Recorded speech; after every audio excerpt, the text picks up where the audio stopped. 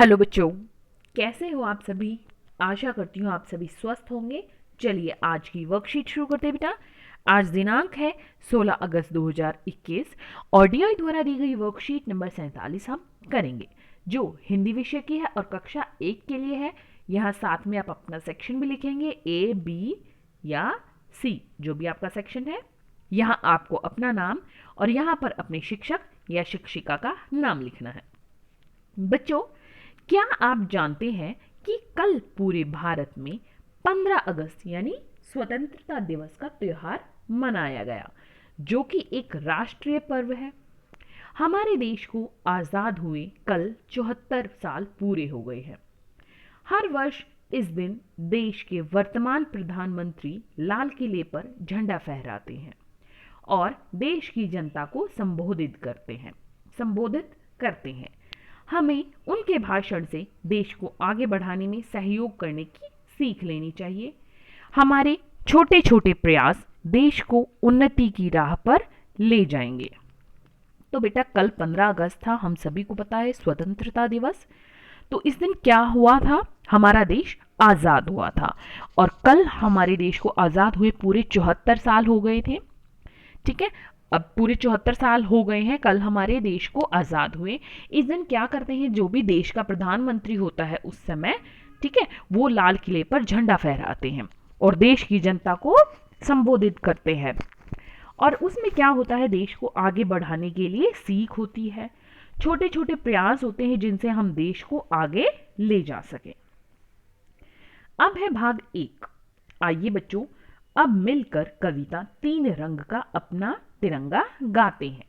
तो ये कविता गाते हैं हम, क्या है इसमें देखिए है, देखिए, तीन रंग का अपना तिरंगा। तीन रंग का अपना तिरंगा लहर लहर लहराता है, मिलजुल कर हम रहे हमेशा यह संदेश बताता है। तीन रंग का अपना तिरंगा लहर लहर लहराता है। फिर से देखिए बेटा एक बार, तीन रंग का अपना तिरंगा लहर लहर लहराता है, मिलजुल कर हम रहे हमेशा यह संदेश बताता है। तीन रंग का अपना तिरंगा लहर लहर लहराता है। तो बेटा, हमारा जो राष्ट्रीय ध्वज है तिरंगा, वो कितने रंग है उसमें हम सभी को पता है, तीन रंग है। तो वो लहर लहर ऐसे जैसे लहराता है और वो क्या करता है, वो हमें बताता है कि हमें मिलजुल कर एक साथ रहना चाहिए। जो तीन रंग का हमारा झंडा है वो लहर लहर लहराता है।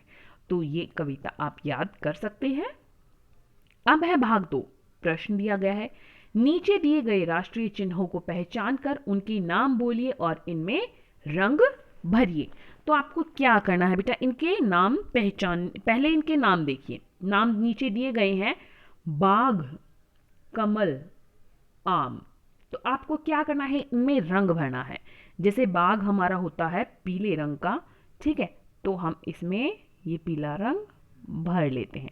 आप थोड़ा अच्छे से आराम से भरना, मुझे आपको पूरी वर्कशीट दिखानी है इसलिए मैं थोड़ा सा जल्दी जल्दी कर देती हूँ। ठीक है, आप थोड़ा आराम से और सुंदर सुंदर रंग भरना बेटा। बाघ। अब हमारा आम है, ये भी किस रंग का होता है, पीले रंग का होता है आम। ठीक है, जो हमारा कमल का फूल होता है वो होता तो काफी कलर का है, सफेद भी होता है, गुलाबी भी होता है कमल, लेकिन यहां पर हम इसको गुलाबी बना लेते हैं। ठीक है, ये देखिए, हम इनमें गुलाबी रंग भर लेते हैं। ये देखिए, ठीक है। अब ये क्या है, हमें क्या दिए गए हैं, ये है हमारे राष्ट्रीय चिन्ह। क्या होते हैं राष्ट्रीय चिन्ह, जैसे पूरे राष्ट्र के लिए एक बाघ राष्ट्रीय चिन्ह होता है। ठीक है, जैसे भारत का राष्ट्रीय पशु कौन सा है, तो भारत का राष्ट्रीय पशु कौन सा है, बाघ। भारत का राष्ट्रीय फूल कौन सा है, तो भारत का राष्ट्रीय फूल है कमल का फूल। भारत का राष्ट्रीय फल कौन सा है, तो भारत का राष्ट्रीय फल है आम, और इसको आम को तो हम फलों का राजा भी कहते हैं। भाग 3।